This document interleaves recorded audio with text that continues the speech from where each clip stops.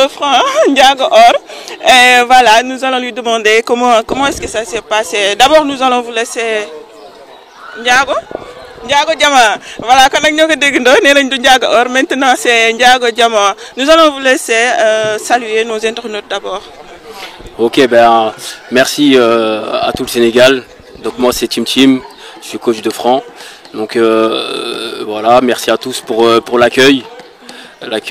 Merci à Parcelles, merci au Sénégal. Et voilà, après on va passer aux autres questions. Voilà, nous sommes avec le coach de Ndiago Diama, comme il vient de le dire. Comment avez-vous passé les préparatifs? Comment est-ce que c'était? Ben, c'est pas la première fois que je prépare Franc, c'est la deuxième fois. La première fois c'était contre son combat contre Bombardier.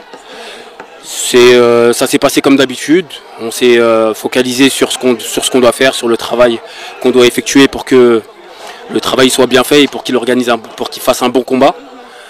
Ça s'est passé dans la détente, dans le travail, dans la concentration comme d'habitude. Quel était le moment le plus difficile pendant les préparations? Il n'y a pas eu de moment difficile. Ah bon? Non, il n'y a pas eu de moment difficile parce que c'est pas la première fois qu'on travaille ensemble. Il sait comment je travaille, moi je sais comment il est. Après, bon, on va dire le moment le plus difficile, c'était la succession des entraînements, puisqu'on s'entraînait tous les jours. Des fois, il avait 2 entraînements par jour. Au niveau de la fatigue, de la récupération, peut-être que c'était le moment le plus difficile, entre guillemets. Mais sinon, il n'y a pas eu de moment difficile. Ça s'est passé dans la détente. On a fait le travail qu'il faut. On a récupéré comme il fallait. Et voilà. Quelle était votre réaction après le combat? Bah forcément, j'étais content. J'étais content, mais j'étais aussi serein. J'étais serein parce que je lui ai posé la question s'il était prêt. Il m'a dit qu'il était prêt. Donc il n'y avait pas de déception? Non, alors non, j'étais content. J'étais content pour lui, j'étais content pour sa famille, j'étais content pour sa maman, j'étais content pour Parcelles, j'étais content pour la lutte. Parce que ça commence à prendre des grosses ampleurs en dehors du Sénégal. Ça commence à arriver en Europe. Les gens commencent à s'y intéresser, même en France, il y a plein de gens qui le suivent. Donc ça commence à casser les frontières. Donc non, très content pour lui, très content pour sa famille. Mon travail, ça vient du cœur, c'est comme mon petit frère, donc il n'y a pas de problème. D'accord. En tant que coach, est-ce que vous pensez vraiment qu'il est prêt à prendre d'autres contrats de combat? Là, Oui. Là, il est à 50%. Là, il est à 50%. Mais est-ce qu'en tant que coach, physiquement, mentalement, est-ce que vous pensez qu'il est prêt? Mais en tant que coach, je te dis qu'il est à 50%. Tu sais pourquoi je te dis ça? Parce que il est jeune, il est fougueux, il a de l'ambition, il commence à avoir un très gros mental, il est bien entouré.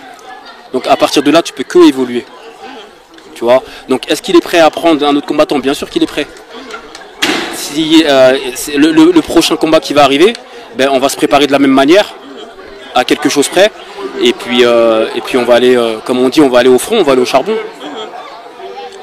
Depuis que vous l'entraînez, est-ce que vous avez trouvé quelque chose qu'il n'arrive pas à faire, ou si vous le trouvez comme un lutteur complet? Est-ce qu'il y a quelque chose qu'il faudra renforcer davantage par rapport au combat qu'il aura prochainement? Il y a toujours des choses à modifier. Personne n'est parfait, sinon il n'aurait pas besoin de moi.